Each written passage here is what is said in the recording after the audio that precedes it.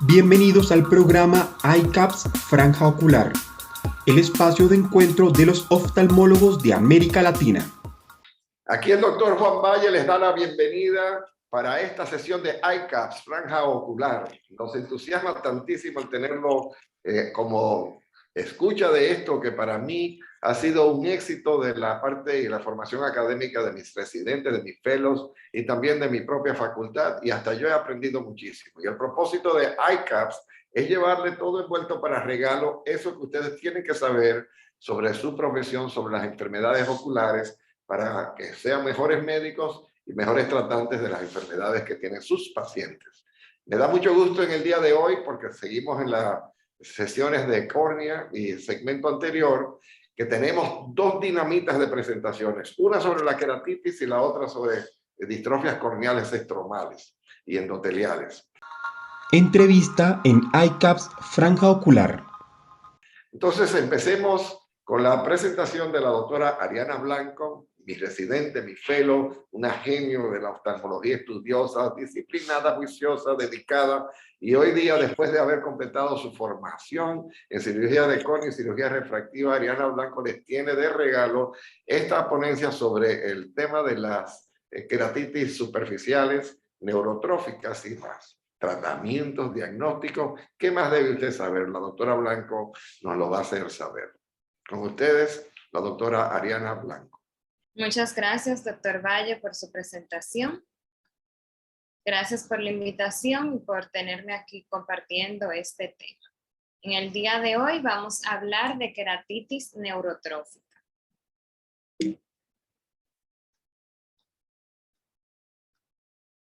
Bien, la queratitis neurotrófica es una enfermedad corneal degenerativa causada por el daño de la inervación trigeminal corneal, que conduce a la ruptura epitelial espontánea y una ulceración corneal. El deterioro de la inervación sensorial corneal va a provocar la reducción tanto de los reflejos protectores, así como de los neuromoduladores tróficos, que son esenciales para la vitalidad, el metabolismo y la curación de heridas en la superficie corneal. Recordando, la córnea está inervada por la rama oftálmica del nervio trigémino, así como por los nervios autónomos. Esos haces nerviosos van a entrar en la córnea a través del limbo, se van a mover hacia el centro debajo del tercio anterior del estroma y van a penetrar justo en la capa de Bowman, creando una densa red de fibras nerviosas entre la capa de Bowman y las células epiteliales basales, formando así el plexo nervioso subbasal. Esos nervios tienen un papel clave en el mantenimiento de una superficie ocular saludable. Esa inervación va a reaccionar a estímulos mecánicos, químicos y térmicos con dos arcos reflejos. Un arco motor que va a provocar el parpadeo y un arco autónomo que va a estimular la secreción lagrimal, provocando una reducción de la sensación corneal, y con esto se produce una alteración en lo que es la estabilidad de la película lagrimal.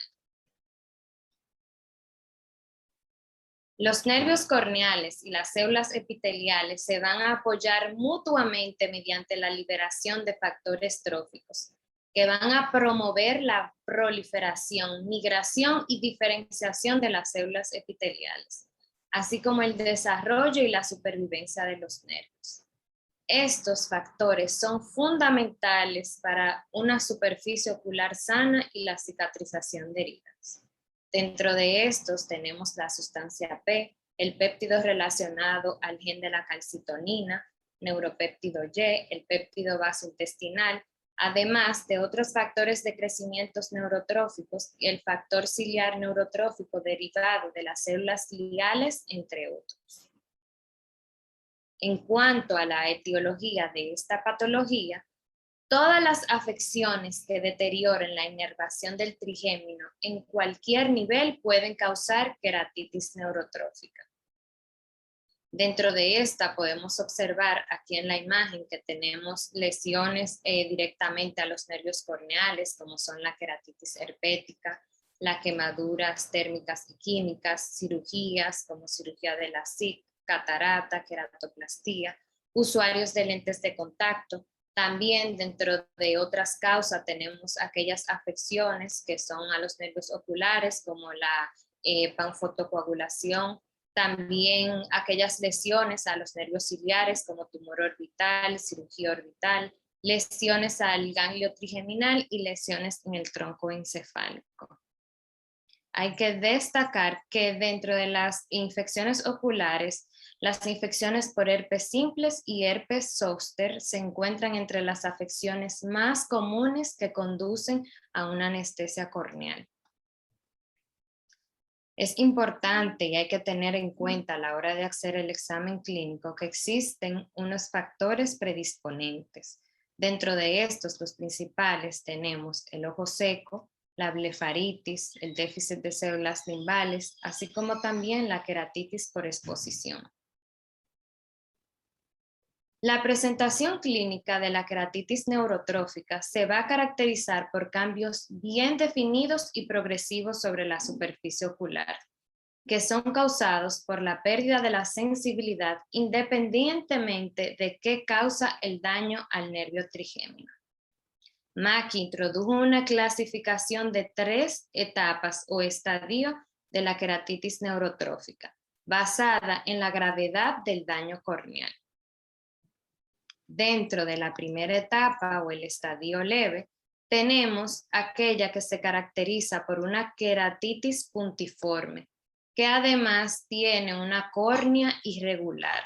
La tinción en esta etapa con rosa de bengala, así como con fluoresceína de la conjuntiva, el aumento de la viscosidad de las lágrimas y la disminución en el tiempo de ruptura de la película lagrimal se asocian a esto.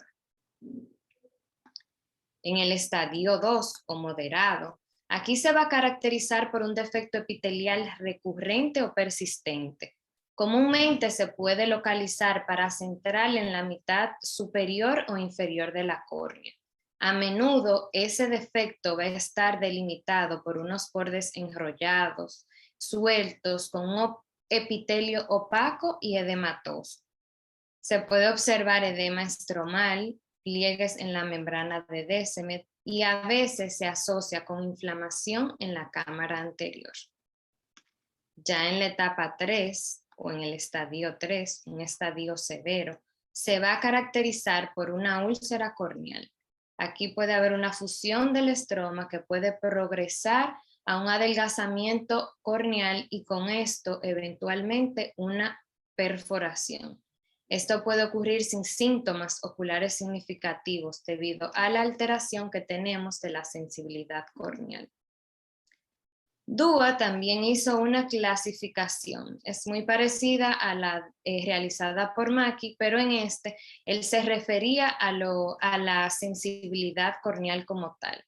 En el leve no habían cambios habían cambios en el epitelio, pero no había un defecto epitelial como tal, pero sí había sensibilidad ausente en uno o varios cuadrantes, según describía Dua. En la moderada teníamos el defecto epitelial que también tenemos en la clasificación de Mackie. Aquí teníamos además una hipoestesia o una anestesia corneal y ya en la grave, además de la ulceración corneal, también él describe, según su clasificación, que hay una hipoestesia o una anestesia corneal. Para el diagnóstico, la historia clínica del paciente debe realizarse con precisión para poder identificar cualquier enfermedad ocular o sistémica potencialmente asociada al trastorno. Asimismo, se debe realizar un examen cuidadoso y minucioso de la superficie ocular. También se deben examinar párpados para descartar los factores predisponentes, por ejemplo, la blefaritis o el agoftalmo que hablábamos anteriormente. El examen de la lámpara hendidura, como dije, es fundamental para detectar señales en el epitelio de la queratitis neurotrófica, además, una vez instaurado, para ver el estadio y la gravedad. Es importante realizar tinción con fluoresceína o verde de lisamina para ver cómo se encuentra la córnea, la conjuntiva. y realizar pruebas de función lagrimal. Recordando, se ha descrito que los pacientes con queratitis neurotrófica van a tener niveles altos de osmolaridad, así como también van a tener niveles bajos en la prueba de Schirmer y en la prueba de la ruptura de la película lagrimal. También se pueden realizar pruebas de sensibilidad corneal. Dentro de esta tenemos varias. Hay una de las pruebas que podemos hacer en el consultorio. Esta es una prueba, digamos, cualitativa que la realizamos con un hisopo para ver si el paciente tiene una sensibilidad ausente o disminuida. También hay otros modos de medir lo que es la sensibilidad corneal. Aquí en la imagen superior vemos el estesiómetro de Cochet-Bonnet. Aquí se usa un monofilamento de nylon que es retráctil. Esto nos permite medir de una forma cuantitativa. Y otro que tenemos es el estesiómetro de Belmonte, aquí la imagen a la derecha. Sin embargo, este es más utilizado a nivel de investigación, no tanto en la práctica clínica. El enfoque del tratamiento debe ser rápido y basarse en el estadio y la gravedad de la enfermedad. A pesar de que se han propuesto varias terapias médicas y quirúrgicas, hoy en día la queratitis neurotrófica sigue siendo un poco desafiante. Como bien dijimos, debe enfocarse en el estadio y en la etapa 1, en el estadio 1, la terapia tiene como objetivo prevenir la degradación del epitelio y mejorar esa calidad del epitelio. Se deben suspender todos los medicamentos tópicos y sistémicos que puedan estar asociados a una toxicidad de la superficie ocular. Los sustitutos de lágrimas sin conservantes, así como los ungüentos lubricantes, son muy útiles en esta etapa. Ya en la etapa 2, la terapia se va a dirigir a promover la curación del defecto epitelial y a prevenir la progresión a úlcera corneal. Esta etapa es muy susceptible a infecciones, por lo que es importante colocar antibióticos. Aunque pongo aquí los esteroides tópicos, realmente es un poco controversial y se prefiere no utilizarlo para ayudar a la cicatrización, es decir, no utilizarlo porque esto van a impedir un poco lo que es la cicatrización corneal.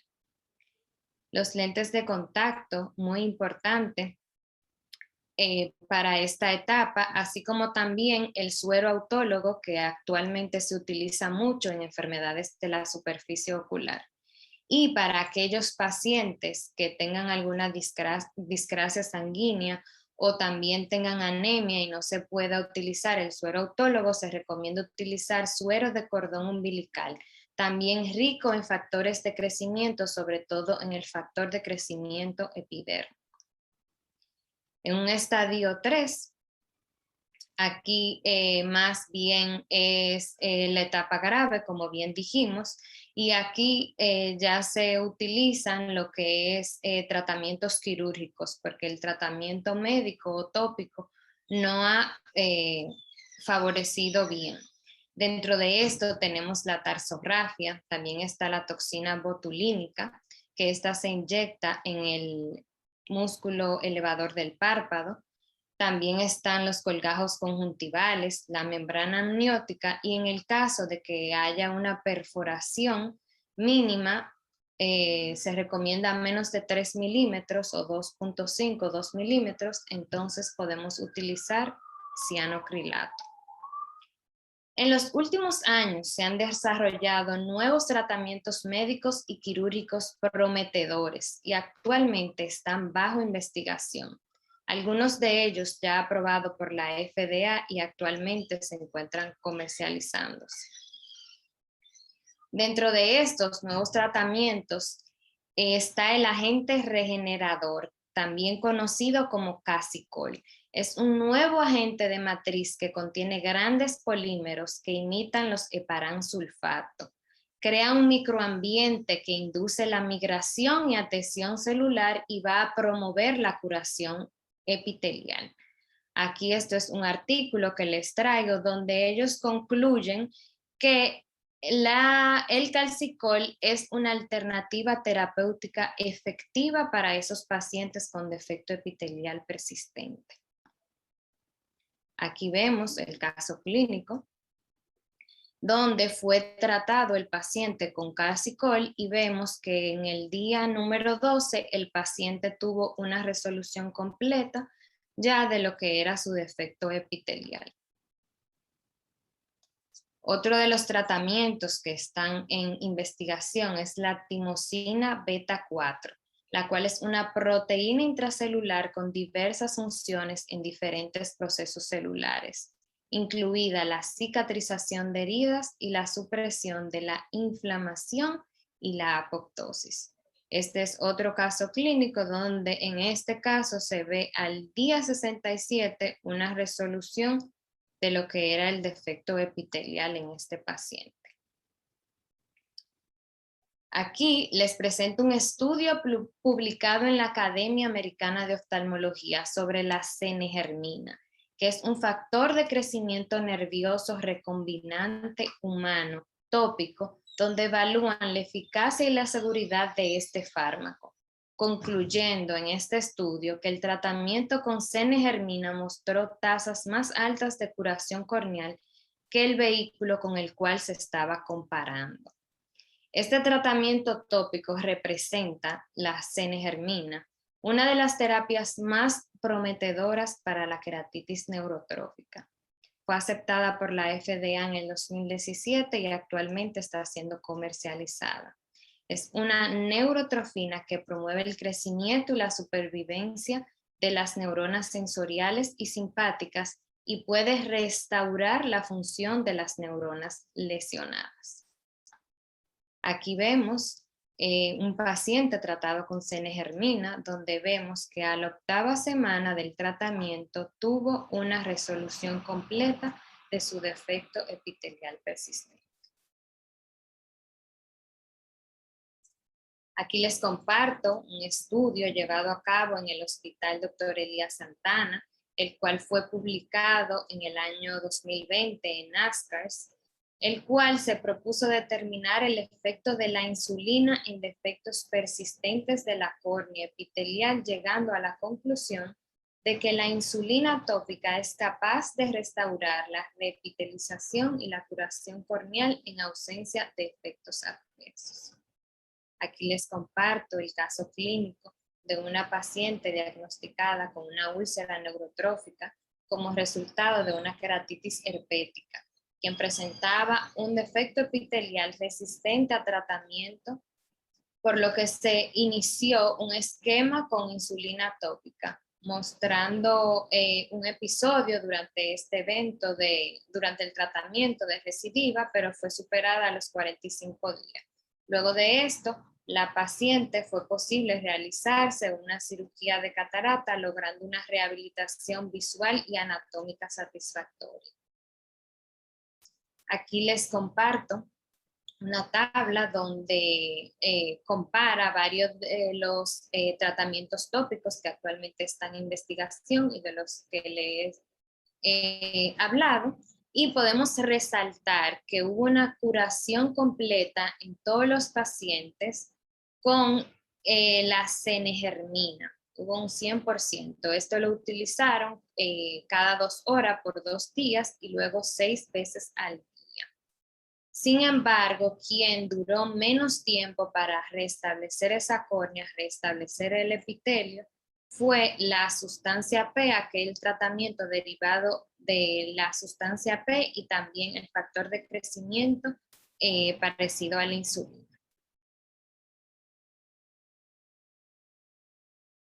Aquí también les comparto otra de las investigaciones llevadas a cabo en el Hospital Dr. Elías Santana. Este fue un tratamiento quirúrgico y se planteó investigar los usos clínicos de la membrana autóloga rica en fibrina en la reconstrucción de la superficie ocular. Fue publicado en el año 2018 en ASCRS, fue presentado.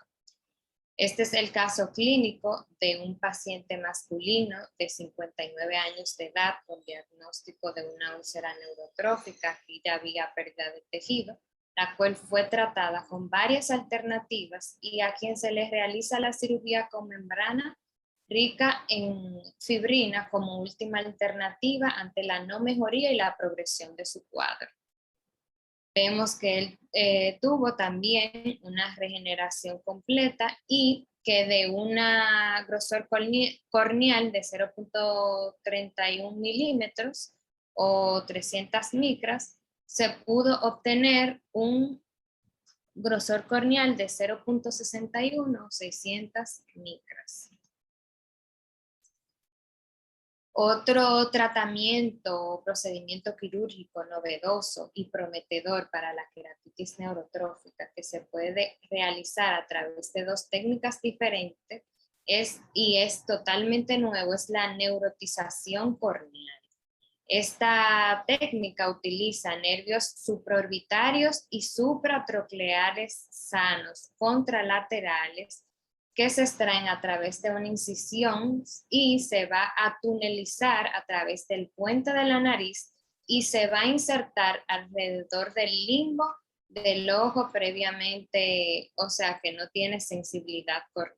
Para restablecer esto, la sensibilidad corneal y mejorar la superficie ocular. Por lo que podemos concluir que el manejo de la queratitis neurotrófica sigue siendo un desafío. Sin embargo, la investigación sigue desarrollando nuevos fármacos y nuevas tendencias de tratamiento. Muchas gracias. Doctora Blanco, gracias. Extraordinaria su presentación. Tengo varias preguntas. Claro. Yo siempre me he preguntado cómo es la insulina ayuda a mejorar estos casos de queratitis neurotrófica. La semana pasada el doctor José Gegúndez Fernández de España publicara su experiencia con 60 casos y efectivamente, igual que Odette cuando hiciera su presentación en el hospital, demostró que acortaba la recuperación, pero por días. Lo hacía mucho más rápida la recuperación de la úlcera neurotrófica utilizando la insulina. Pero la pregunta es ¿cómo? ¿Cuál es el mecanismo de acción? ¿Qué es lo que hace posible esa recuperación tan rápida? Bueno, la insulina tiene varios factores y dentro de ellos se encuentra lo que es la sustancia P, que favorece a la repitelización corneal. Entonces, a través de esta sustancia P, según investigaciones, se ha visto que puede ayudar a esa regeneración corneal. Bueno, entonces, la próxima vez que me llegue un paciente como una úlcera neurotrófica, en el sentido práctico, ¿cómo procedo?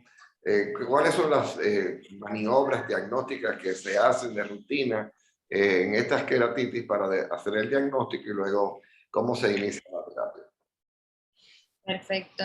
Importante una buena historia clínica, antecedentes sistémicos, también ver toda la córnea, el epitelio, si tiene queratitis multiforme, cómo está el epitelio, los bordes, si tiene defecto epitelial.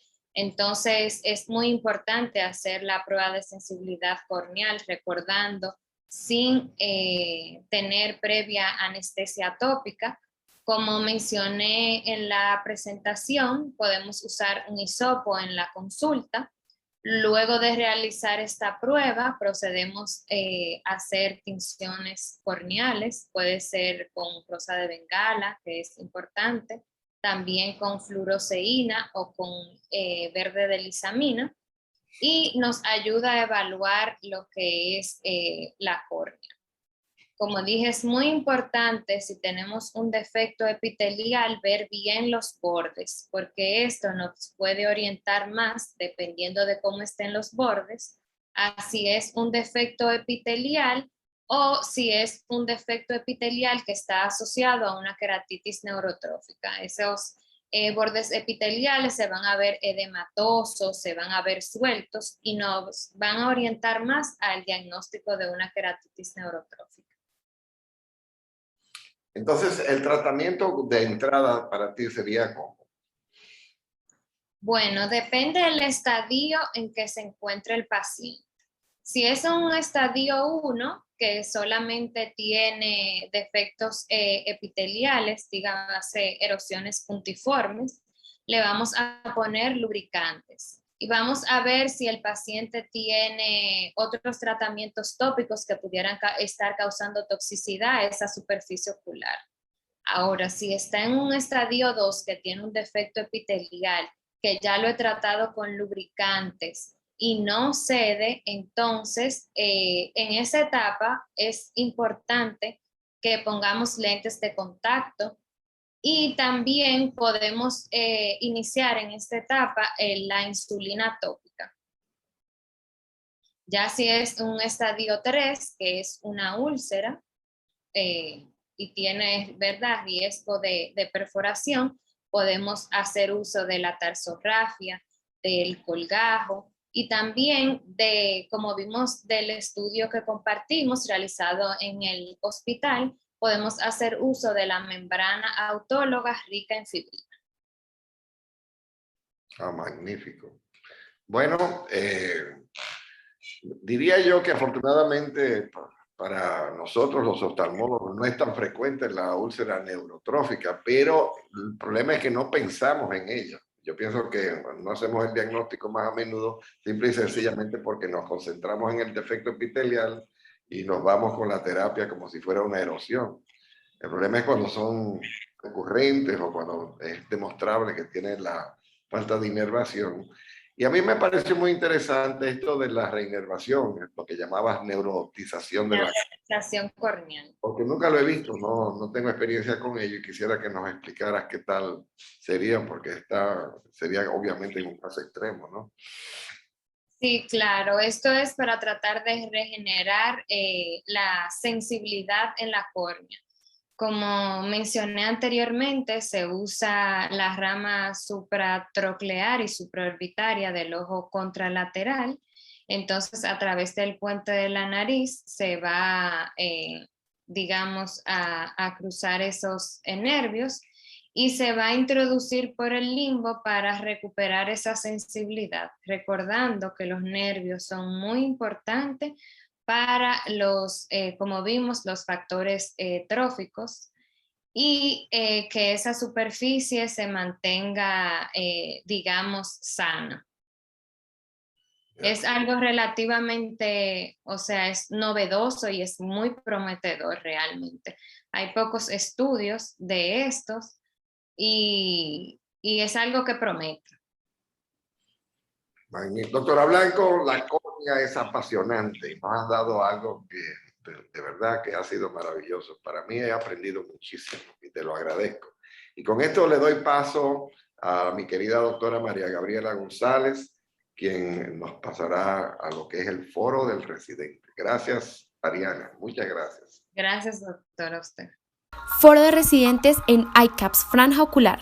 Muy buenas, mi nombre es María Gabriela González, residente de tercer año del Hospital Dr. Elías Santana. Tengo el honor de darles la bienvenida al segmento Foro de Residentes, pero no sin antes agradecer a la doctora Blanco por su excelente presentación. Gracias, doctora, por siempre estar dispuesta a enseñarnos, por su entrega con cada uno de sus pacientes y con los que tenemos la dicha de aprender de usted. Gracias porque con su ejemplo aprendemos cada día a ser mejores para el beneficio de todos nuestros pacientes. Es un privilegio poder aprender de usted y muchísimas gracias de verdad por siempre estar dispuesta. Gracias, doctor Valle, por su excelente intervención, porque siempre nos ayuda con ese granito de arena para aprovechar al máximo cada una de las exposiciones y cada uno de los expositores que nos acompañan. El día de hoy tenemos el honor de contar con la doctora Ameria Boros, residente de tercer año de nuestro hospital, quien se caracteriza por realizar excelentes presentaciones para el beneficio de todos. La doctora Boros nos hablará sobre distrofias corneales, estromales y endoteliales. Desde ya sabemos que será una excelente presentación. Adelante, doctora Boros. Bien, buenas tardes. Gracias, doctora González, por su presentación y muchísimas gracias, doctor Valle, por su invitación a otro capítulo de ICAPS. En el día de hoy, como ya mencionaba la doctora González, vengo a compartirles conocimientos sobre distrofias corneales, específicamente aquellas desarrolladas en el estroma y en endotelio corneal. Entonces, de manera general, recordemos que las distrofias corneales se refieren típicamente a un grupo de trastornos hereditarios que suelen ser bilaterales, simétricos, lentamente progresivos y que no se relacionan con factores ambientales o sistémicos.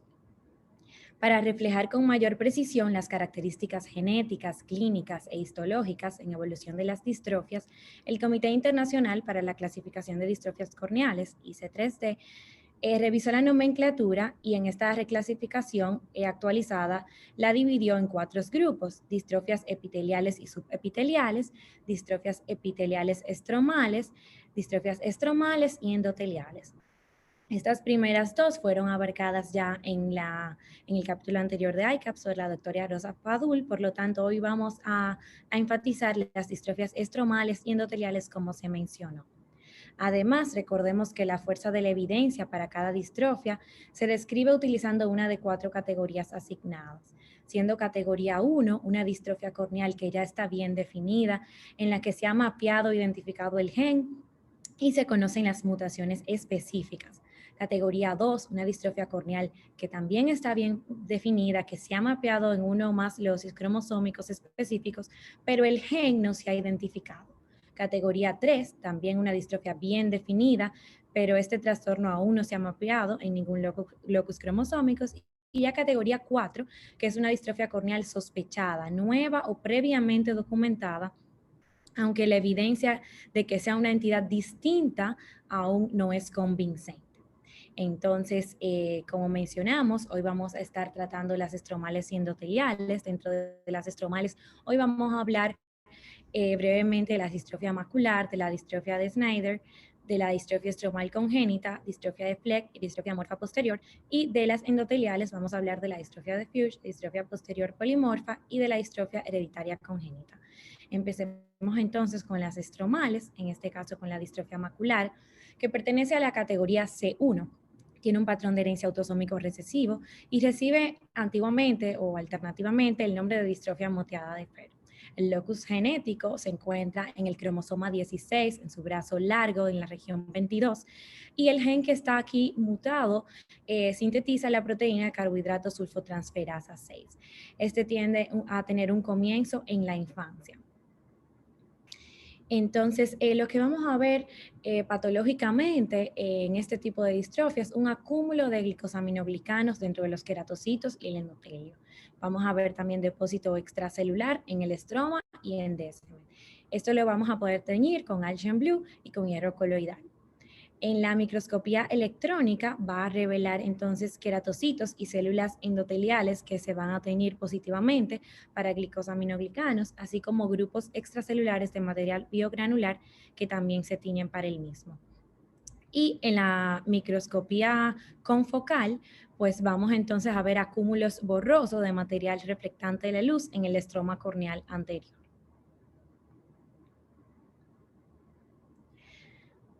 Los signos clínicos en este tipo de distrofia, lo que vamos a ver como se ve en la primera imagen, son opacidades centrales, superficiales, esto inicialmente, que son irregulares, blanquecinas como motas.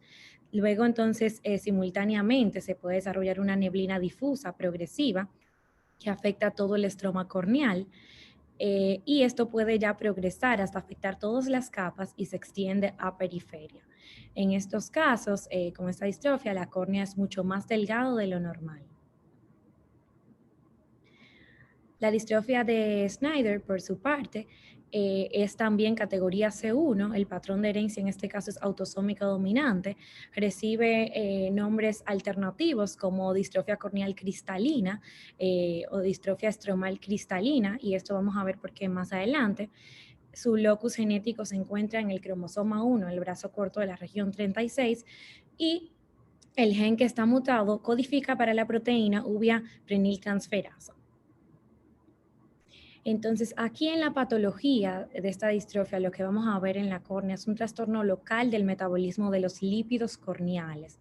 Las opacidades van a ser acúmulo de colesterol y de fosfolípidos esterificados y no esterificados.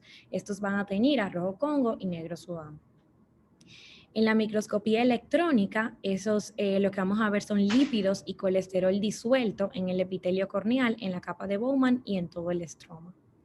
Y en la microscopía confocal vamos a encontrar ruptura de plexo nervioso epitelial y subepitelial con depósitos intracelulares y extracelulares que son altamente reflectantes, como podemos ver en la imagen que se está transmitiendo.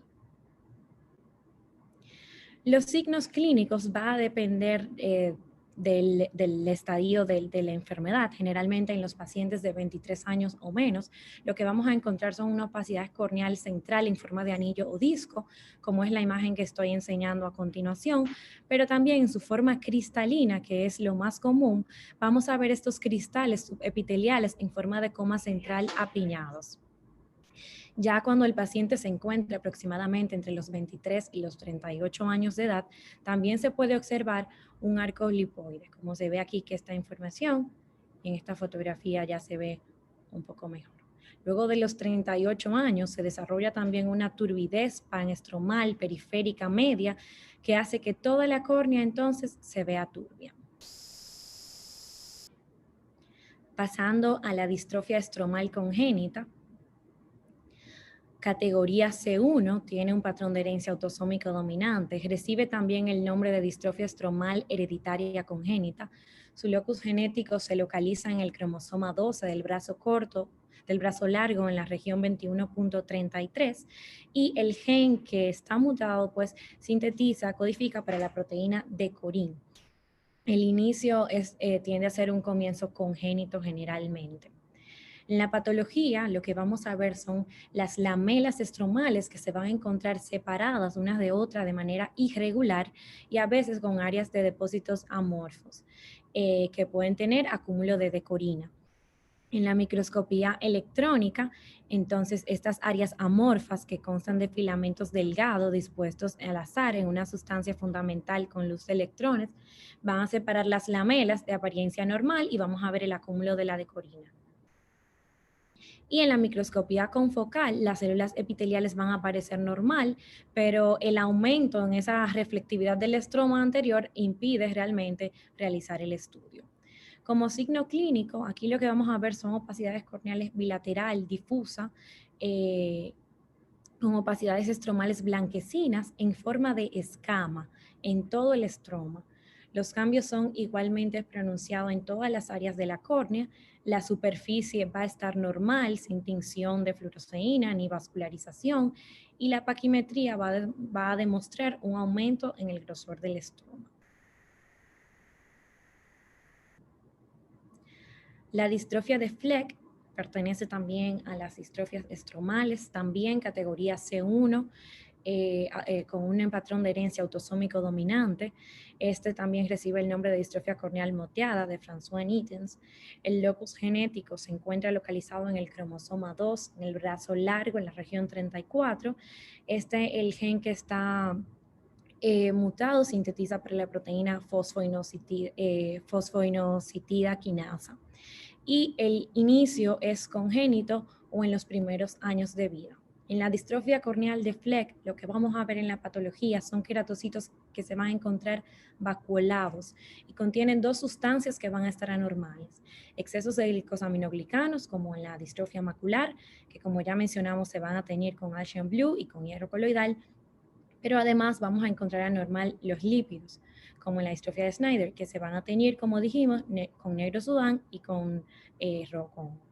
En la microscopía electrónica vamos a ver inclusiones de membrana con material granular delicado y en la microscopía confocal vamos a ver acúmulo de material patológico en las células del estroma e inclusiones en los nervios basales.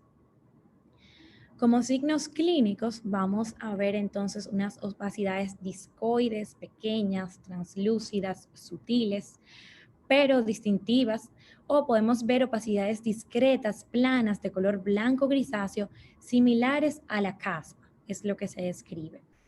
En ocasiones puede estar en forma de anillo, dispersas escasamente a lo largo de cualquier nivel del estroma.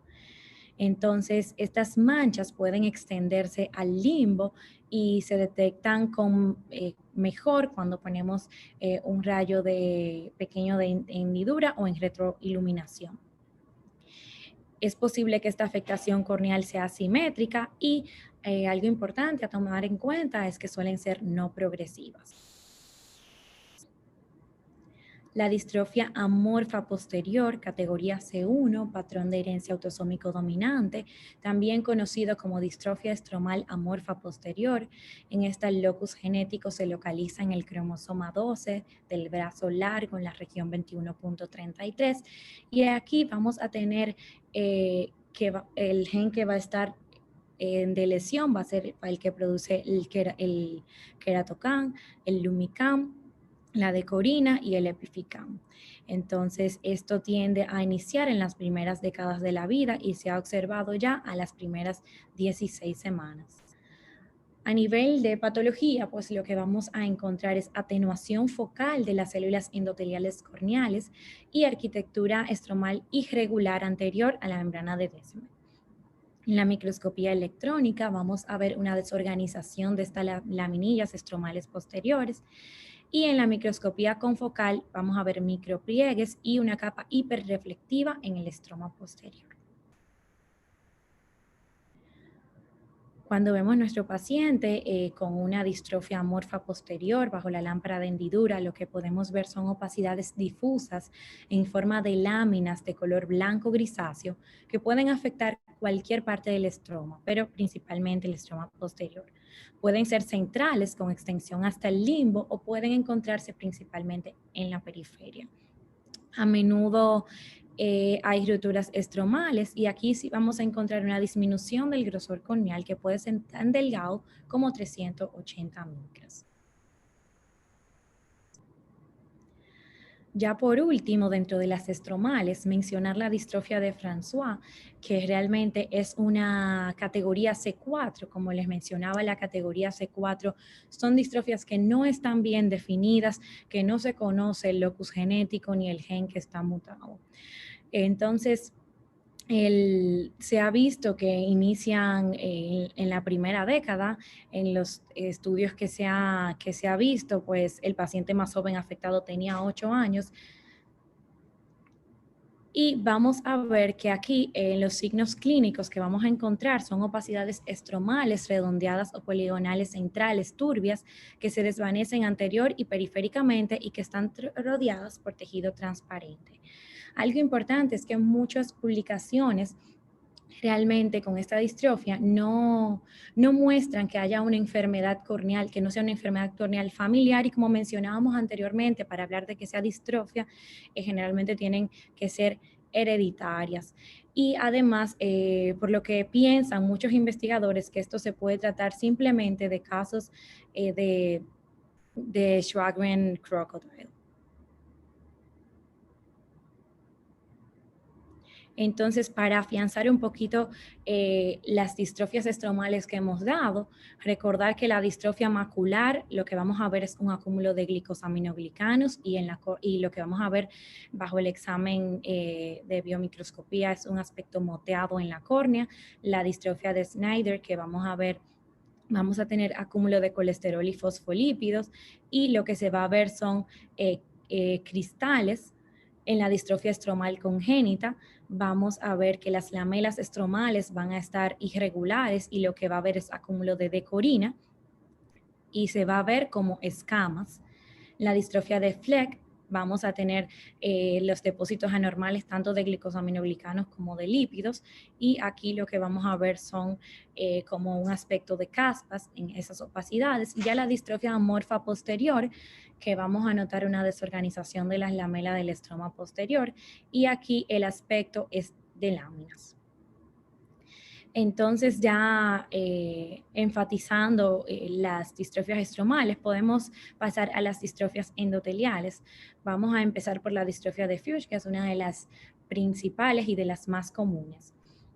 Entonces, esta distrofia también recibe el nombre antiguo de distrofia corneal endoepitelial. Tiene diferentes locus genéticos dependiendo del inicio de la enfermedad. Puede ser de inicio temprano, puede ser de inicio tardío. En el inicio tardío todavía no se ha encontrado ningún gen, pero en el inicio temprano el gen mutado es el que codifica para el colágeno tipo 8. Entonces, generalmente la mayoría de los casos comienzan en la cuarta década o más tarde, pero la variante temprana comienza en la primera década. Tanto la forma de aparición temprana como la forma de aparición tardía tienen predominio femenino en una proporción de 2.5:1 a 3:1. Entonces, microscópicamente lo que se va a observar es que las células endoteliales van a tener tamaño variado, o sea, polimegatismo y forma más irregular, pleomorfismo de lo normal, y se rompen por excrescencias de colágeno. Entonces, la disfunción primaria de estas células endoteliales se va a manifestar como un aumento del edema de la córnea y el depósito de colágeno y matriz extracelular en la membrana de Descemet, que va a estar engrosada. Otro aspecto que vamos a ver es una reducción en el número de sitios de bombeo de la sodio-potasio ATPasa o en la función de esta bomba. En la microscopía electrónica vamos a encontrar diferentes hallazgos dependiendo de si se trata de una distrofia de Fuchs de inicio temprano o de inicio tardío. En las de inicio temprano vamos a encontrar una capa anterior engrosada con bandas de membrana de Descemet, degeneración de células endoteliales, engrosamiento del estroma con desorganización grave y alteración del patrón laminar. Y en la de inicio tardío vamos a ver varias capas de material similar a una membrana basal en la parte posterior, sin bandas en las membranas de Descemet. En la microscopía confocal, por otra parte, vamos a ver polimegatismo, pleomorfismo, disminución de la hexagonalidad y reducción del número de células endoteliales. Los signos clínicos van a depender de la gravedad de la enfermedad. En el estadio 1 vamos a encontrar una córnea gutata que se va a evidenciar primero en el centro, las gúteas, y luego se va a diseminar hacia la periferia. En el estadio 2 ya vamos a ver una córnea con apariencia de metal batido, como podemos ver en la imagen, que se caracteriza ya porque hay descompensación endotelial y edema de estroma. En el estadio 3 de la enfermedad, entonces ya encontramos bulas epiteliales y una queratopatía bulosa. Y en el estadio 4 ya vemos fibrosis subepitelial, cicatrización y vascularización superficial periférica secundario al edema crónico. Los síntomas de estos pacientes son visión reducida que va a ser intermitente, la agudeza visual empeora por la mañana debido al aumento del edema estromal epitelial luego del cierre de los ojos durante la noche, también dolor, fotofobia, epífora, sobre todo si hay erosiones epiteliales por la rotura de alguna de las bulas y pérdida visual progresiva a medida que avanza la enfermedad. Entonces, el manejo va a depender, obviamente, del estadio de la enfermedad del paciente. El tratamiento inicial tiene como objetivo reducir el edema corneal, que normalmente comienza por la mañana, como mencionamos, y aliviar el dolor. Se recomienda prescribir gotas tópicas de cloruro de sodio al 5% 4 veces al día, ungüento todas las noches antes de acostarse. También se recomienda colocar aire tibio, por ejemplo, un secador de pelo lejos, pero que llegue más o menos al ojo suavemente por la mañana, esto con el fin de deshidratar la córnea. Reducir la presión intraocular con medicamentos tópicos si la presión se encuentra mayor de 20-22 milímetros de mercurio. En el caso entonces que no encontremos antebulas rotas, erosiones corneales recurrentes, utilizar ungüento antibiótico, cicloplégico, parches o lentes de contacto. Entonces, con relación ya al manejo quirúrgico, en el pasado la queratoplastia de espesor total era el procedimiento estándar, pero este ha sido reemplazado en gran medida por las queratoplastías endoteliales, ya que esta última se dirige a las células endoteliales patológicas. Asimismo, se ha estudiado el uso de inhibidores de la ROR-quinasa en el tratamiento de Fuchs. En este estudio se hizo luego de hacer Descemet stripping y esto y teniendo muy buenos resultados, y en comparación con los pacientes que no se le colocó el medicamento, se vio que había una mayor recuperación de la agudeza visual. Asimismo, en nuestro hospital Elías Santana, la doctora Guzmán realizó un estudio con inhibidores de ROS quinasa en pacientes con FUSH sin hacer el procedimiento, y mostrando muy buenos resultados y mejoría de 2 líneas de visión en todos los pacientes. Pasamos entonces a hablar de la distrofia posterior polimorfa. Esta es categoría 1-2, un patrón de herencia autosómico dominante, se conoce también como polimorfa posterior, tiene diferentes locus genéticos y también hay diferentes genes que se han asociado a la enfermedad. Entonces, a nivel de patología, aquí lo que vamos a ver son células endoteliales anormales de múltiples capas que se ven y se comportan como si fueran células epiteliales o fibroblastos. En la microscopía confocal vamos a ver áreas oscuras redondeadas con algunos detalles celulares aparentes en el medio que dan una apariencia de rosquillas, nidos de células multiplicadas, algo muy común, muy característico, que es la llamada vía de ferrocarril, área oscura en forma de banda con bordes irregulares que encierran algunas células más pequeñas, más claras, y además polimegatismo del endotelio. Aquí muestro algunas imágenes, aquí como se ve en una microscopía especular.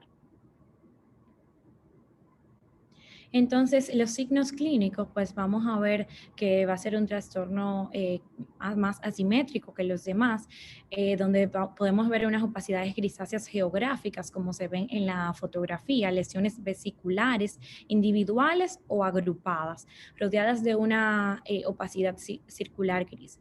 También vamos a ver unas bandas endoteliales paralelas de color blanco grisáceo con material blanco escamoso a lo largo de los que se llamadas bandas en vías de ferrocarril o de tren, que pueden extenderse por toda la córnea, como está señalando la flecha blanca. Ya por último, mencionar la distrofia hereditaria congénita, Shed, que recibe el nombre también de distrofia corneal de Maument, tiene una herencia autosómica recesiva. El locus genético se encuentra en el cromosoma 20, el brazo corto de la región 13, y aquí el gen que está mutado sintetiza para la proteína de la familia de portadores de soluto 4. El inicio tiende a ser congénito. Entonces aquí a nivel de patología vamos a ver un engrosamiento y laminación difuso de las membranas de Descemet con escasas células endoteliales corneales atróficas. Y por microscopía electrónica, múltiples capas de material similar a la membrana basal en la parte posterior de la membrana de Descemet, junto con degeneración de células endoteliales que muestran muchas vacuolas. También vamos a ver engrosamiento del estroma con desorganización grave y alteración del patrón laminar, y microscopía confocal no hay reportados. Dentro de los signos clínicos, podemos ver que es una enfermedad, una distrofia que no es progresiva. Se va a ver, como muestra en la fotografía, un enturbamiento corneal asimétrico, edema que varía desde neblina difusa hasta apariencia de vidrio esmerilado, manchas grises focales. Se va a producir engrosamiento de la córnea, que va a estar engrosada de 2 a 3 veces más de lo normal. Y podemos encontrar raras queratopatía en bandas subepiteliales y elevación de la presión intraocular. Puede también haber enistasmo que ocurre con lagrimeo, fotofobia, pero suelen ser mínimos. Aquí comparto la bibliografía consultada para el tema de hoy. Muchísimas gracias. Amelia, gracias, extraordinario. Estaba yo meditando sobre los casos que vemos con mayor frecuencia aquí en República Dominicana, y de pronto se me ocurre que hay 4 de las distrofias corneales que para mí son comunes. El queratocono probablemente es una de las más comunes. Le seguiría la distrofia endotelial de Fuchs. Y sería bastante frecuente el ver polimorfa posterior. y aquellas que son de la membrana basal, ¿no? El map dot fingerprint, así le dicen en inglés, ¿no? Pero cuando piensas en todas las que has mencionado, no sé si has visto algunas de ellas, pero yo me pongo a pensar en los últimos 35 años de ejercicio profesional y me cuesta trabajo pensar que hay de esas distrofias corneales con cierta frecuencia. Yo he visto un shed en 35 años y he visto quizás en degeneración en lápice 2 o 3 nada más. De manera que el saberla detectar, y ahí va la pregunta, ¿qué recomendarías la próxima vez que veas una córnea rara? ¿Qué es lo que tienes que hacer?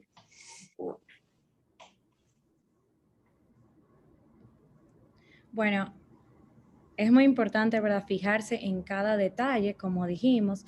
Importantísimo la historia clínica, porque hay pacientes que vienen le vemos algo raro, pero luego le preguntamos si tiene algún familiar que sufre de la córnea, que ha tenido trasplante, y entonces nos dicen que sí. Entonces ya tenemos que pensar en que puede ser una distrofia, además ver que si es algo bilateral.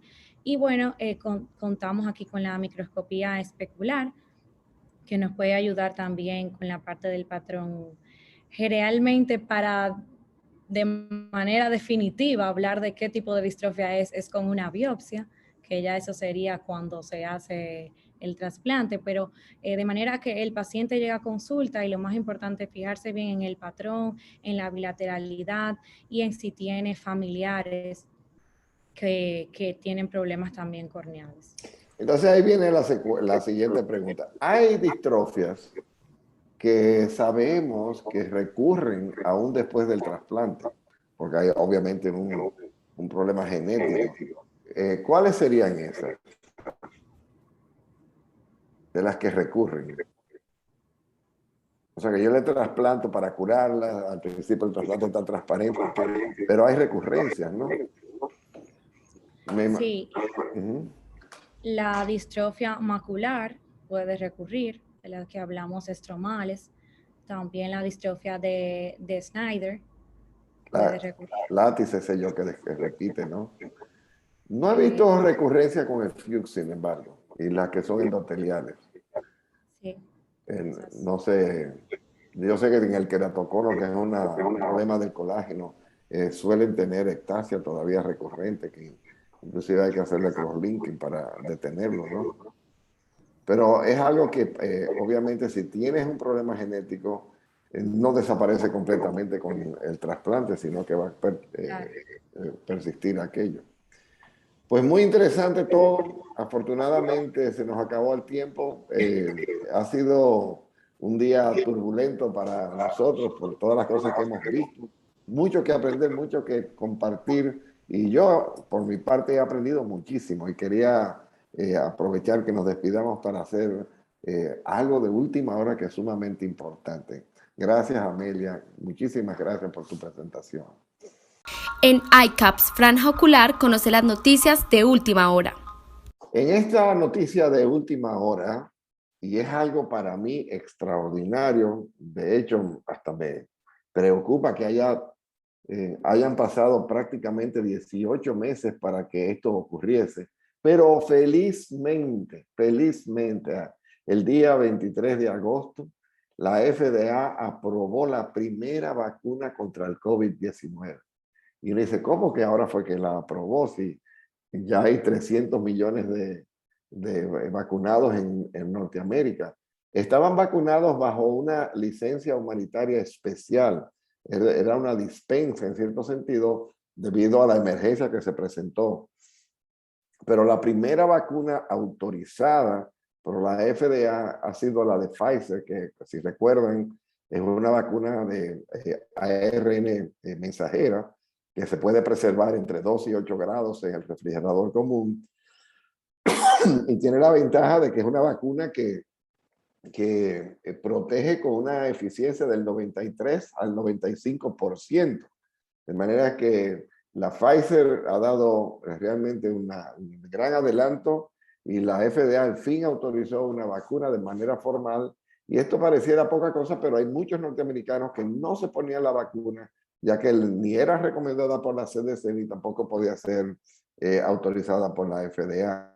Se completó el ciclo, estamos esperando las otras vacunas. Les recuerdo que la Organización Mundial de la Salud había aprobado ya muchas de estas vacunas para uso internacional, como son la AstraZeneca, la Moderna, la Johnson & Johnson, la vacuna de Sinovac, China y aquellas que venían de la Unión Soviética, la Sputnik.